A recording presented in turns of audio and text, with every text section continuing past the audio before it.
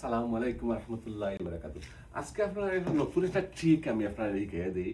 আমার brother and sister যারা আছেন এরা খুব একটা খামো লাগবে, যেমন গরমের মাঝে সামটাইম যখন যেন ফিকরা আই হয়, ছোটো ছোটো ফুক আই হয় বা অন্যান্য আরও কিতা হয় এটারে কাঠমল উলস হয়, বুঝছেন?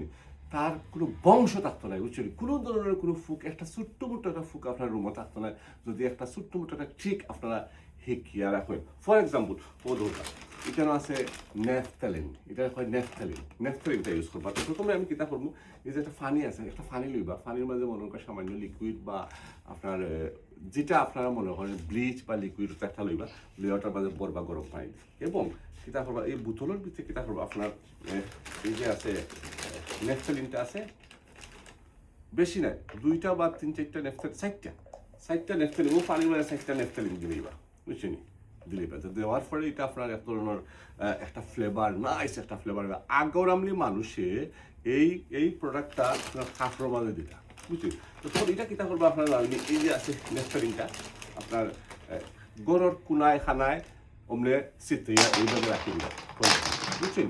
যতটুকু ভালো লাগে 2-4টা হয়ে রাখি দিবা, বুঝছেন? আর এরপরে আপনার এই জিনিসটারে, এই পানিটারে আপনারা মোমোর মাঝে দিয়া নেফথ্যালিনের পানি দিয়া এইভাবে দিলেইলা দিয়া মনে হোক একটা স্প্রে এই ধরনের বা আপনার যা আছে তা ওই রকম এই যে যা আছে তা এইভাবে আপনি খুনা খানা গরম এইভাবে মারি দিলা, এই যে এইরকম করে, বুঝছেন? কোনো ধরনের যে আপনার আছে ফুক বা মাকড়, ফুকা মাকড় গরুর মাঝে থাকতো না। এটা বহুত বড় একটা মনে হল ট্রিক, বুঝছেন? আপনারা এক্সপেরিমেন্ট করিয়া দেখবা, কোনো ধরনের ফুক বা ফিকরা উল্লোস কোনো কিছু থাকতো না আপনার গরুর মাঝে, বুঝছেন? Anyway, thank you very much watching my video.